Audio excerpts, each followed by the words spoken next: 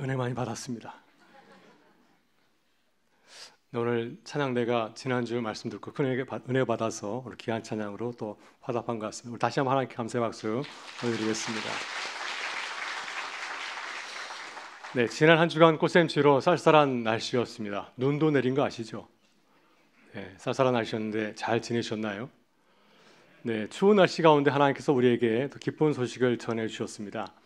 지난 3월 27일 목요일 서울시 보에서 불광 오지구 정비계획 변경에 관한 서울시 고시가 발표가 되었습니다. 그래서 우리 교회는 최종적으로 이 정비국에서 제척이 확정이 되었습니다.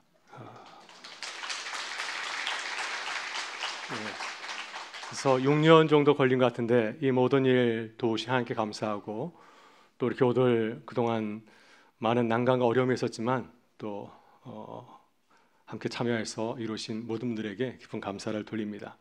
이제 우리 교회는 새로운 과제, 새로운 또 기도 제목을 앞에 두고 있습니다. 이제 교회는 미래를 위한 새로운 청사진을 또 마련하고 또 이 지역을 어떻게 섬길 것인가 하는 문제를 가지고 기도하며 나가야 됩니다. 이를 위해서 우리 교우들이 함께 말씀을 묵상하고 함께 기도하고 또 하나가 되어서 아름다운 주님 몸된 교회를 세워가는 귀한 여정이 되길 간절히 소망합니다. 이제 우리 기쁜 마음을 잠시 내려놓고 말씀을 함께 나누길 원합니다. 우리 교회는 매주일 주일 예배에서 나눈 말씀을 가지고 주중에 구역교회 모임을 하고 있습니다. 그리고 주일 예배 말씀에 기초한 구역교회 모임지를 만들어서 간지로 제공을 하고 있습니다. 오늘 주보를 보시면 간지가 들어있으시죠? 예, 그 간지를 가지고 주중에 모여서 구역교회 모임을 하고 있습니다. 다음 주일부터는 별도로 간지를 제공하지 않습니다. 그 대신에 우리들이 가지고 있는 교회 스마트그램에 보시면은 그 한 코너가 구역 성경 공부 모임지가 있습니다. 거기에 매주일마다 내용을 업데이트해서 주중에 구역 모임지를 이렇게 소개하고 나누도록 합니다. 우리 교우들께서는 스마트 요람 앱을 보시고 또 주일 말씀을 나누고 또 구역교회 모임에 함께 참여해 주시면 감사하겠습니다. 지난주에 우리는 이 여자가 보이느냐라는 제목으로 말씀을 나누었는데요. 예수님의 발에 향유를 부은 그 여인의 헌신의 모습을 함께 묵상하였습니다. 근데 주님께서 말씀하신 것처럼 한 주간 묵상하면서 이 여인이 보이셨습니까? 새롭게 보이셨습니까? 네, 고개를 끄덕이는 분도 계시고 무슨 말씀인가 하는 눈빛으로 바라보시는 분도 계시는데요. 한 주간 이 여인을 바라보면서 나만의 미션을 정하고 한번 실천해 보셨나요? 지난주 말씀을 듣고 미션을 실천하신 교우들의 이야기를 제가 듣게 되었습니다. 어떤 교우는 이 여인처럼 가족의 발을 씻겨준 분도 계시고 또 가족들이 이제 집에 들어오게 될 때 따뜻하게 맞이해준 이 여인의 환대와 마찬가지로 가족을 따뜻하게 맞이해주는 것을 실천하신 분도 있었다고 합니다. 또 그동안 소원하게 지냈던 또 가까운 이웃들을 또 맞이하는 마음을 정하신 분도 계셨습니다. 사실 예수님께서 향유를 부은 여인의 환대 이야기를 들려주신 것은 단순히 이 여인을 묵상하라는 것이 아니라 우리도 그렇게 행하라는 말씀이 아니겠습니까? 바리새인 시몬처럼 주변 사람들을 이렇게 평가하고 바라보는 것이 아니라 이 여인처럼 내가 감사한 마음을 가졌으면 그 사랑을 실천하라고 이 말씀을 전해준 줄 믿습니다. 교우들의 이야기를 들으면서 제가 마음이 참 기뻤습니다. 한 주간 말씀을 듣고 실천하고 애를 쓰셨구나. 참 그 모습이 아름다웠습니다. 저도 그렇게 아름다워 보이는데 하나님께서 보실 때는 그 모습이 어떠할까요?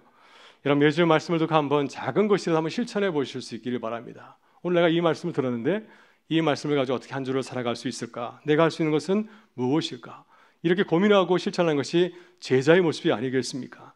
또 한 주간 말씀을 가지고 살았던 그 이야기를 또 구역교회 모임에서 함께 모였을 때 한번 그 경험을 나누고 또 인정해주고 축복해주고 또 나눌 수 있는 시간이 되면 참 좋겠습니다. 그러면 우리의 삶이 늘 말씀으로 더욱더 채워지는 은혜가 넘치게 될 줄 믿습니다.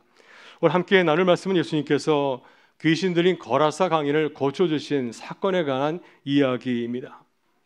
우리 이 사건을 단순히 사소한 사건으로 바라보지 말고 주님의 시각에서 새롭게 바라봐야 됩니다. 왜냐하면 주님께서 공생의 사역에서 하신 모든 사건들은 저마다 의미를 담고 있기 때문이죠.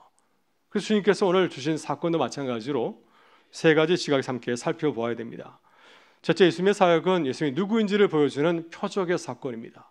예수님께서 우리가 잘 아는 오병이어 사건, 광야에서 5,000명을 먹이신 오병이어 사건을 행하신 이후에 어떤 말씀을 하셨습니까? 나는 생명의 떡이라. 그러니까 자신이 생명의 떡이심을 이 사건을 통해서 보여주신 것입니다. 예수의 모든 사역은 메시아로 이 땅에 오신 주님의 모습을 잘 증거하고 있습니다. 둘째, 예수님께서 행하신 사역은 구약 성경에서 말씀하신 예언을 성취하신 사건입니다. 예수님께서는 나사렛 회당에서 첫 메시아로서 설교 말씀을 전하면서 이사야 61장의 말씀을 인용하여 전하지 않았습니까? 주의 성령이 내게 임하셨으니 이는 가난한 자에게 복음을 전하게 하시려고 내게 기름을 부으시고 나를 보내서 포로된 자에게 자유를, 눈먼 자에게 다시 보게 함을, 눌린 자를 자유케 하고 주의 은혜를 전파하게 하려 하심이라. 이 말씀을 전하셨습니다. 이 말씀을 보게 되면 메시아의 사역이 잘 드러나 있지 않습니까? 메시아의 사역은 포로된 자를 자유롭게 하고 눌린 자를 해방하게 하는 것이 바로 메시아의 사역이라고 이사야 선지자는 예언하고 있습니다. 근데 예수님께서는 귀신 들린 강인을 고쳐주심을 통하여서 이 기적을 통하여서 이사야의 예언의 말씀을 성취하신 것입니다. 그러니까 그 말씀이 과거에 선포된 말씀인데 오늘 현재 그 말씀을 이루신 것을 우리에게 보여주었습니다. 셋째, 예수님의 기적과 치유의 사건은 하나님 나라의 모습을 보여주는 표지입니다. 예수님께서는 사람들을 괴롭히는 모든 귀신의 세력을 물리셨습니다. 여러분, 하나님 나라의 모습이 귀신이 지배하는 사회일까요? 모든 귀신의 세력이 물러가고 하나님의 온전한 통치가 이루어지는 것이 바로 하나님 나라의 모습이 아닙니까? 이 사람이 병고침을 고치게 받았을 때, 귀신이 쫓겨나게 됐을 때 온전한 사람을 거듭나지 않았습니까? 이 귀한 사역을 통해서 주님은 하나님 나라의 모습을 보여주고 증거하신 것입니다. 하나님 나라의 큰 기분을 바라보게 되면은 예수님께서 거라사 광인을 고치신 사건은 놀라운 사실을 보여주고 있지 않습니까? 예수님이 누구인지를 보여주고 있고, 또 예수님께서는 이 귀신 들린 자를 치유하심을 통해서 이사야의 말씀이 이루어짐을 보여주었습니다. 또 하나님 나라의 모습이 무엇인지를 귀신 들린 사람을 고쳐주심을 통해서 우리에게 보여주시고 사모하게 하신 것입니다. 여러분, 그렇다면 예수님께서는 왜 귀신 들린 광인을 찾아가셨을까요? 우리는 본문에서 예수님으로부터 치유받은 거라사 광인 이 한 사람만 보고 있지만 사실 이 사람은 귀신의 강한 능력 아래서 고통받는 세상과 사람을 상징하고 있습니다. 당시 유대 나라는 어떤 가운데 있었습니까? 로마의 지배를 받고 있었습니다. 식민지였습니다. 로마의 강한 군대가 유대 땅에 주둔하고 있었습니다. 로마 군대 권위에 도전한 사람은 누구든지 무서운 형벌을 피할 수 없지 않았습니까? 거라사 광인을 사로잡은 귀신도 나중에 자신의 정체를 무엇이라고 밝혔습니까? 네가 누구냐 물었을 때 나는 군대라 이렇게 말하였습니다. 이것은 유대 민족이 로마의 강력한 군대의 주둔 아래 있음을 보여주는 암울한 현실을 상징하고 있지 않습니까? 이 거라사 광인이 살고 있는 지역은 갈릴리 건너편의 거라사 지방이었습니다. 이 지역은 외국군의 주둔을 통해서 새롭게 세워진 신도시들이었습니다. 헬라어로 데가볼리라고 하죠. 데가볼리는 헬라어입니다. 데가는 요리하는 뜻이고 또 볼리는 폴리스의 약자이죠. 그래서 데가볼리는 10개의 도시들, 그러니까 이방인을 위해서 세워진 10개의 신도시들이었습니다. 오늘 예수님께서는 배를 타고 갈릴리 호수 건너편을 건너가서 이 거라사 지방에서 귀신을 한 사람을 만나게 되었습니다. 여러분, 그의 모습은 어떤 모습을 하고 있습니까? 귀신 들린 사람의 모습을 영락없이 보여주고 있지 않습니까? 그가 귀신의 지배 아래서 얼마나 고통스러운 삶을 보고 있는지를 우리에게 잘 대변하고 있습니다. 27절 말씀을 같이 한번 읽어보겠습니다. 예수께서 육지에 내리심에 그 도시 사람으로서 귀신 들린 자 하나가 예수를 만나니 그 사람은 오래 옷을 입지 아니하며 집에 거하지도 아니하고 무덤 사이에 거하는 자라. 아멘. 이 말씀처럼 귀신 들린 사람은 보통 사람과 다르지 않습니까?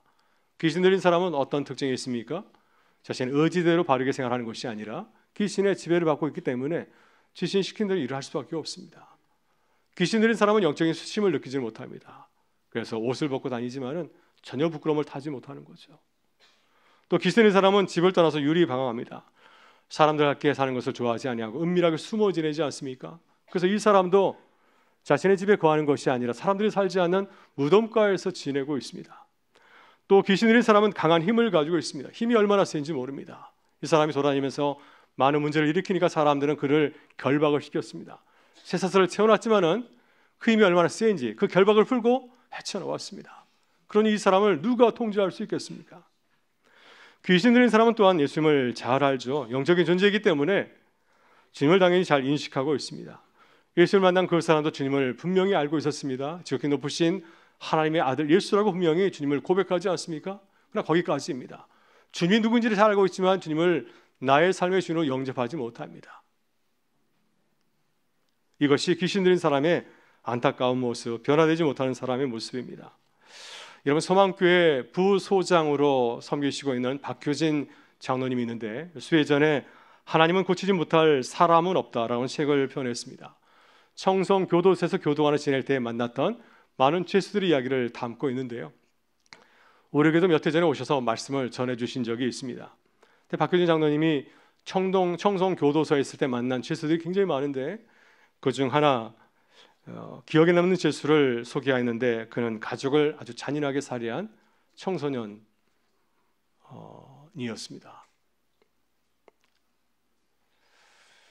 근데 이 어린 청소년에게 전속 살인, 가족을 살해하게 한 장본인이 누군가요? 본인입니까? 그 사람에게 무서운 죄를 저지르게 한 장본인은 바로 귀신이었습니다. 그가 이런 고백을 했다고 하는 겁니다. 날마다 귀신이 와서 자기에게 묻는 겁니다. 아버지를 미워하게 하고 증오하게 하고 아버지를 죽이라고.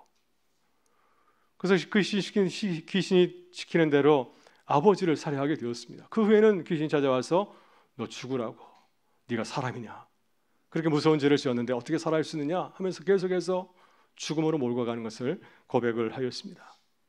여러분, 이것이 무서운 귀신의 정체이죠. 귀신은 아주 그럴듯한 생각으로 유혹합니다. 해도 괜찮다, 얼마든지 괜찮다. 하지만은 죄를 지은 다음에 우리를 정죄하고 고발하지 않습니까? 네가 그러고도 신앙인이냐? 네가 어떻게 하나님을 믿는 사람으로 그런 일을 할 수가 있느냐? 우리 죄를 계속 고발해서 우리의 삶을 황폐하게 만들지 않습니까? 그래서 우리는 죄를 멀리하고 그 유혹에 넘어가지 않도록 늘 경계해야 됩니다. 이것이 우리가 죄의 함정에 빠지지 않는 믿음의 사람들의 모습인 줄 믿습니다. 여러분, 영국의 영성가 C.S. 루이스도 우리가 잘 알고 있는 스크루테이프의 편지에서 귀신의 전략을 얘기하지 않습니까? 어떻게 이 사단의 세계에 우리를 범죄하게 만드는가? 어떤 모습을 우리에게 공략하겠습니까? 우리가 늘 잘하는 모습을 가지고 공략할까요? 우리가 늘 넘어지는 모습들, 우리가 잘하려고 하지만 잘 안 되지 않는 그런 모습을 통해서 우리를 공략하기 때문에 우리가 늘 깨어서 기도해야 될 줄 믿습니다. 예수님께서 거라사 지방에 귀신 들린 사람을 찾아가신 것도 결코 우연이 아니었습니다. 이 귀신의 지배 아래서 고통당하는 그의 모습을 보시면서 주님은 일부러 의도적으로 그 사람을 찾아가신 겁니다. 요한복음 4장에 보게 되면 예수님께서 사마리아 여인을 찾아가셨는데 예수는 마찬가지로 사마리아 지방을 거쳐가신 것도 바로 그 여인 때문이 아니었습니까? 홀로 외롭게 지내는 그 여인을 자유롭게 하시려고 주님은 그 여인을 찾아가신 것처럼 오늘 본문에서 이 사람을 찾아간 것도 주님은 목적을 가지고서 찾아가신 것입니다. 그러나 그 사람을 지배하고 있는 귀신의 저항이 결코 만만치 않았습니다. 그는 큰 소리에 치며 예수님께 대적하듯 말하지 않습니까? 지극히 높으신 하나님의 아들 예수여, 당신이 나와 무슨 상관이 있나이까? 당신의 구원원이 나를 괴롭게 하지 마옵소서. 그러나 예수님께서는 이 귀신 들린 사람을 만났을 때 그를 괴롭게 한 그 귀신의 정체를 폭로하지 않았습니까? 이미 그의 정체를 잘 알고 있었지만 그 입술을 통해서 고백하게 하셨습니다. 그래서 주님이 묻지 않습니까? 내 이름이 무엇이냐? 내 이름이 무엇이냐 물었을 때 그가 자신의 실체를 드러내게 되었습니다. 나는 군대 귀신이라. 여러분, 군대라는 말은 군사 용어입니다. 헬라어로 레기온이라고 하는데요. 이 군대 레기온은 로마의 군대에서 가장 큰 규모를 자랑하는 군단을 가리키고 있습니다. 로마군의 한 군단은 한 6천 명으로 병사로 이루어져 있습니다. 어마어마한 군대가 아닌가. 6천 명이 한 부대를 이루고 있습니다. 이 말씀에 비추어볼 때 이 사람을 사로잡은 그 귀신의 세력은 한두 마리 졸개 귀신이 아니라 어마어마한 집단, 이 군대 귀신이 그를 사로잡고 있었습니다. 그러니 그가 이 강력한 군대 귀신을 어떻게 감당할 수 있었을까요? 그래서 그는 정신을 잃고 옷을 벗고 다니고 사람들이 살지 않는 그 무서운 곳, 이 무덤가에서 지내는 삶을 살게 된 것입니다. 그럼 바로 이것이 주님께서 귀신 들린 거라사 강인을 찾아오신 이유가 아니겠습니까?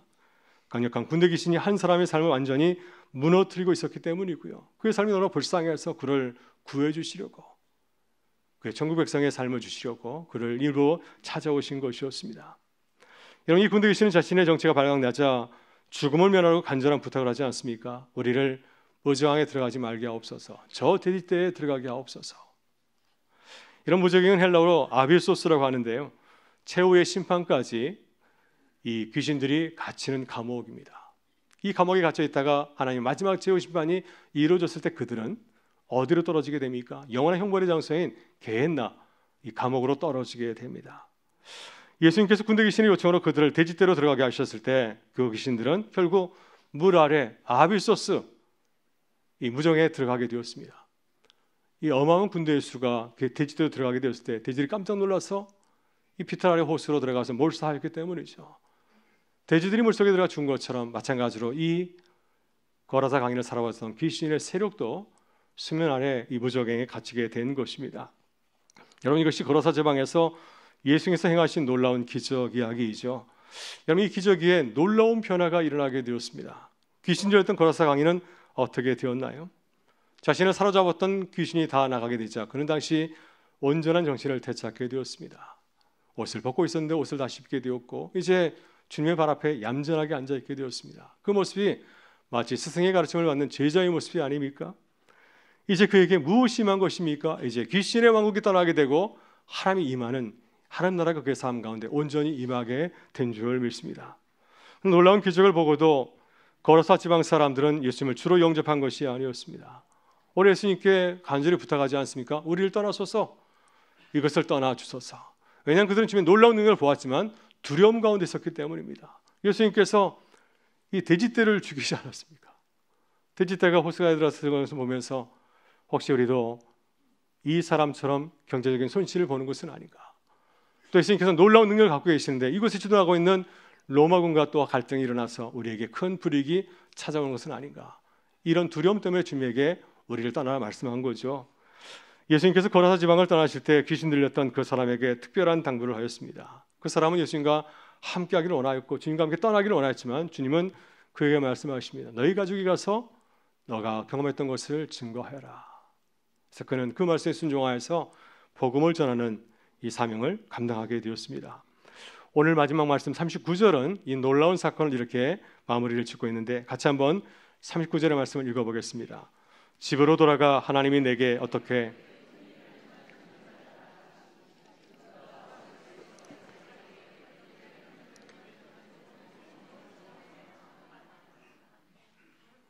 네, 온 성내에 전파하니라. 오늘 주님은 거라사 지방에서 행하셨던 놀라운 기적을 전해주고 있습니다. 이 거라사 강인의 삶은 귀신의 집에 있었던 삶과 또 주님을 만난 이후에 완전히 달라지지 않았습니까?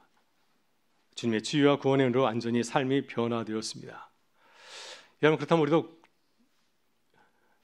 하나님의 다스림을 받는 천국 백성으로서 어떻게 놀라운 삶을 누릴 수 있을까요?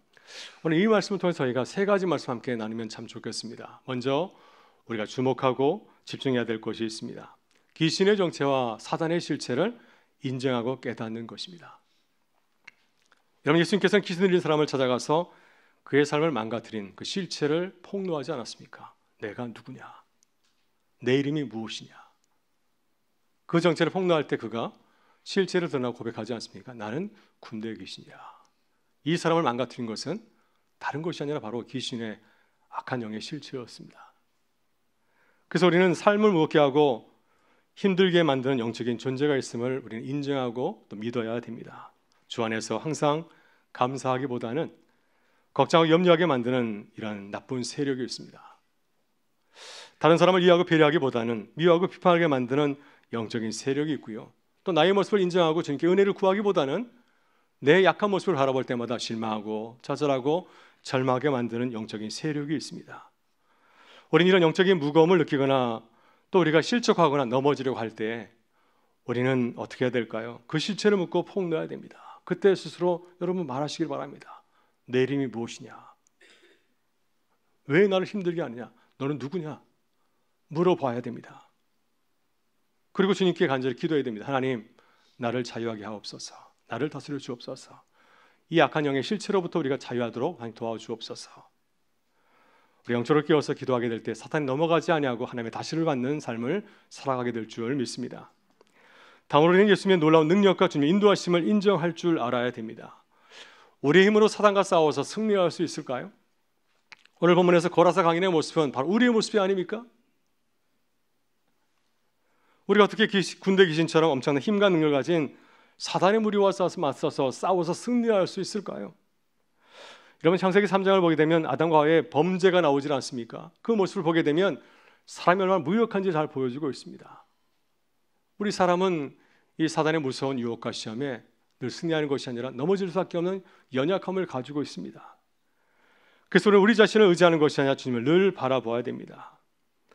오늘 본문에서 주님께서는 자신의 능력을 보여주었습니다. 거라사 강인을 사로잡고 있는 무서운 군대 귀신의 정체를 틀어내고 그들로 하여금 그 사람을 떠나서 무저강에 들어가게 하는 놀라운 능력을 우리에게 보여주지 않았습니까? 우리의 주님은, 우리가 믿고 있는 우리 주님은 놀라운 능력을 가지신 전능하신 분이신 줄 믿습니다. 그래서 우리가 때로 마음이 약해지고 영적으로 힘들 때 주님을 묵상하고 의지하실 수 있기를 바랍니다. 그러나 이것이 결코 쉽지 않습니다. 왜냐하면 사단이 우리를 가만 놔두지 않기 때문이죠. 우리 늘 해방하고 방해하기 때문에 주님을 집중하지 못할 때가 참 많이 있습니다. 그럼 우리가 깨어서 늘 기도하면서 주님, 나를 도와주옵소서. 주님을 가까이 하고 주님을 묵상하게 될 줄 믿습니다. 그렇게 하게 될 때 우리가 주님의 임재를 경험하고 주 안에서 살아가는 기쁨을 누리게 될 줄 믿습니다. 마지막으로 우리는 주님의 나라와 다스림을 사모하고 기대해야 됩니다. 오늘 주님은 거라사 광인을 통해서 두 삶을 보여주고 있지 않습니까? 귀신의 지배 안에 살고 있는 삶과 성령의 능력 안에 살고 있는 삶을 우리에게 보여주고 있습니다. 여러분, 거라사 증인은 주님을 만나지 못했을 비참한 삶을 살고 있었지만 주님을 만나게 되었을 때 그가 놀랍게 변화돼서 복음을 증거하는 증인으로 새로운 삶을 살게 되었습니다. 그래서 우리는 항상 자신을 내려놓고 주의 주대심을 인정하고 주님의 통치를 삼모해야 됩니다. 우리의 마음속에 늘 누구를 모셔야 되겠습니까? 내 자로 가득 찬 것이 아니라 내 마음을 내려놓고 그 자리에 주님을 모셔야 될 줄 믿습니다. 그래야 우리의 욕심과 이기심과 탐심을 통해서 역사하는 사단의 세력이 힘을 잃고 물러갈 수 있기 때문이죠. 그렇게 될 때 성령께서 우리를 주장하셔서 주님 다스리는 천국의 기쁨을 누리며 살아가게 하실 줄 믿습니다. 여러분, 내일부터 시작하는 한 주간도 성령님과 동행하는 삶을 사모하실 수 있기를 바랍니다. 우리의 삶의 자리에서 작은 거 하나라도 내려놓고 여러분 기도하실 수 있기를 바라고요. 또 작은 실패를 경험하게 될 때 절망하고 좌절하는 것이 아니라 그때마다 성령님께 고백하고 주의 은혜를 사모하실 수 있기를 바랍니다. 그렇게 함으로써 더욱더 더 많은 삶을 주님을 내어드리고 또 주님을 따라가는 믿음의 여정 될 수 있기를 주의 이름으로 축원합니다. 베스트셀러 내려놓음으로 잘 알려진 이영규 선교사가 최근에 약속이라는 책을 출간을 하였습니다. 이 책은 그가 인도네시아 선교 13년 만에 무슬림 국가의 최초로 기독교 대학교를 세운 놀라운 이야기를, 그 경험을 나누고 있습니다. 2012년부터 현재까지 인도네시아에 K 에듀플렉스라고 하는 교육단지를 세웠고요. 그 안에 자카르타 국제대학교를 비롯하여서 초등학교, 중학교, 고등학교를 세우고 교육 선교에 힘을 쓰고 있습니다. 14년 동안 인도네시아 선교를 시작하면서 좋은 일만 있었겠습니까? 수많은 어려움과 난간을 경험했다고 고백하고 있습니다. 그렇지만 13년의 그 시간 동안 인도네시아 선교 사역을 통해서 이러한 귀한 일을 할 수 있었던 것은 내 능력이 뛰어나서가 아니라 주님의 약속을 믿고 따라갔기 때문에, 주님을 따라가기 때문에 이루게 되었다고 고백을 하고 있습니다. 인도네시아 선교 초기에 겪었던 이야기를 소개해 주는데 마음이 많이 와닿았습니다. 이제 몽고 선교를 마치고 인도네시아에 가게 되었을 때 어려운 일이 있었더라고요. 갑자기 아내가 넷째를 갖게 되었습니다. 그래서 넷째 아이를 임신하고 출산하면서 이영규 선교사는 모든 사역을 내려놓게 되었다고 합니다. 아내가 임신 또 새로운 환경을 통해서 심한 우울증을 겪게 되었고 또 40이 넘어서 아이를 낳는 가정에서 어려운 난산이어서 이제 아내는 병원에 입원하고 이영규 선교사 집안에서 모든 일을 다 담당하게 된 겁니다. 가사 일 돕고 설거지도 하고 육아도 책임지고 모든 것을 다 감당하면서 이 선교해야 되는 모든 사역을 다 내려놓게 되었습니다. 이런 모든 사역을 중단하게 되었을 때 하나님께 항의성 질문을 하였다고 합니다. 하나님, 이게 뭡니까? 나 일해야 되는데 지금 뭐 하는 겁니까? 내 삶을 좀 평안하게 하시면 내가 주일을 감당할 수 있죠. 왜? 이게 무엇입니까? 하면서 항의성 질문을 하게 되었을 때 하나님께서 이런 질문을 하시더랍니다. 너 무슬림 국가에서 기독교 대학교 세울 수 있어? 그게 가능하다고 생각해? 솔직하게 불가능하죠. 그랬더니 주님께서 이런 감동을 주셨다고 합니다. 이것은 내 일이다. 이 일은 내가 알아서 한다.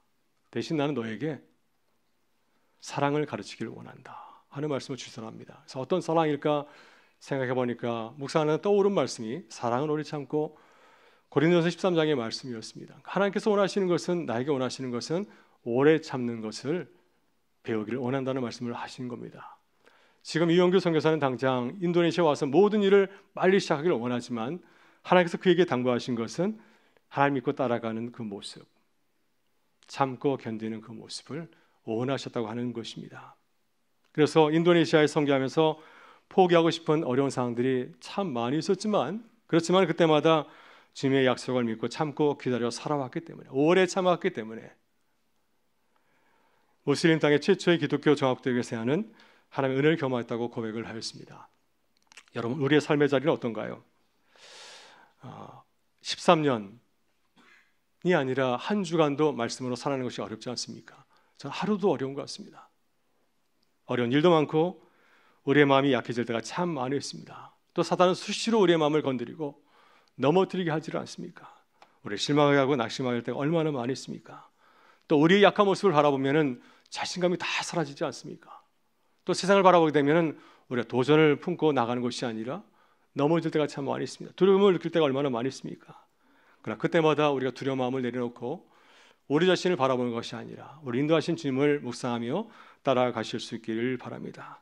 우리가 크고 위대하신 하나님, 우리 사랑하신 하나님, 놀라운 약속을 우리에게 주시고 그 약속을 이루어가시는 그 주님을 사모하고 신뢰하실 수 있기를 바랍니다.